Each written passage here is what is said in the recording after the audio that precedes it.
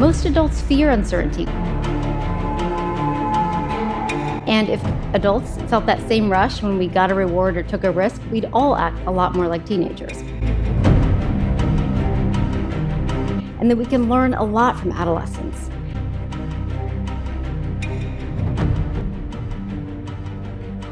Imagine if there existed a group of people who laugh easily, could learn faster than anyone in this room, and who embrace the uncertainty of life. We might call them superhumans. We'd certainly study them, celebrate them, we'd want to be them. Well, it turns out this magical group of people walk among us, but we don't call them superhumans. We call them teenagers. Teenagers or adolescents are people between the ages of 10 to 25. And although this time in life has tended to get a bad rap, I'm going to tell you 3 things we could all learn from this amazing time in life. Besides when we are babies, our brains are most fertile for learning during adolescence, and that's necessary for us to become adults. So what can all of us in this room learn from adolescents? Well, the first is they don't shy away from uncertainty. Most adults fear uncertainty. We don't like when we don't know what's going to happen next. But teens, they embrace the surprises in life. Whether it's their first job, or they're learning to drive, or their first kiss, these things are thrilling because of the uncertainty. It's because the adolescent brain doesn't panic when things are new or unexpected, and in fact, it releases more dopamine in these moments. You may know that dopamine is a hormone that we release when we're doing something we love. Well, it's also a motivating chemical that literally motivates adolescents to embrace the uncertainty and to see the surprises in life as positive learning opportunities.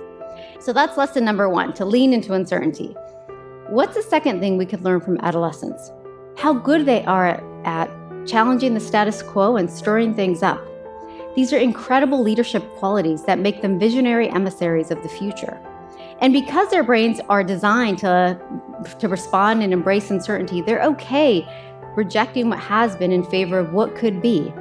And that's because the adolescent brain isn't so worried about everything that can go wrong, and instead is exhilarated by the possibility of making change. But guess what? This is what makes the adolescent brain so special. It's literally designed to help kids transform into the next dimension of life.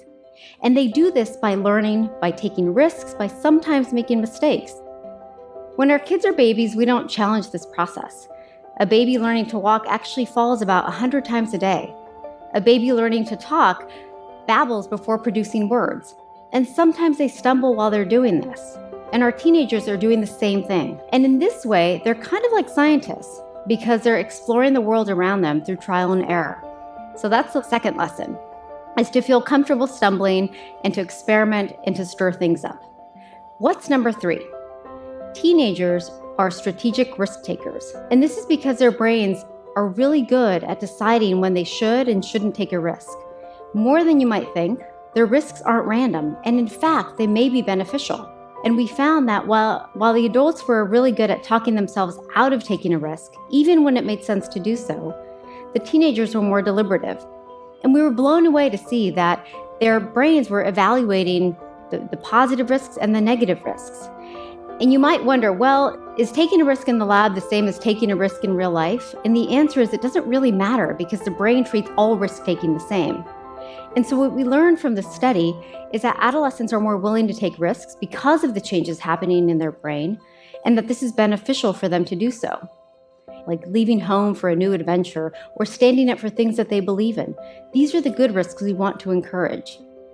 And it's not to say that teenagers never worry about taking a risk or never get nervous about it, but they're just more focused on the rewards.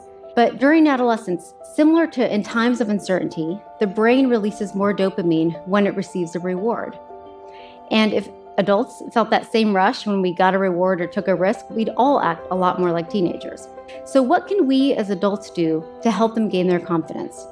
Well, for one, we can encourage that positive risk-taking that I mentioned before. The other thing we can do is to cheer them on, whether they're winning or whether they're stumbling through that learning process that leads to adulthood.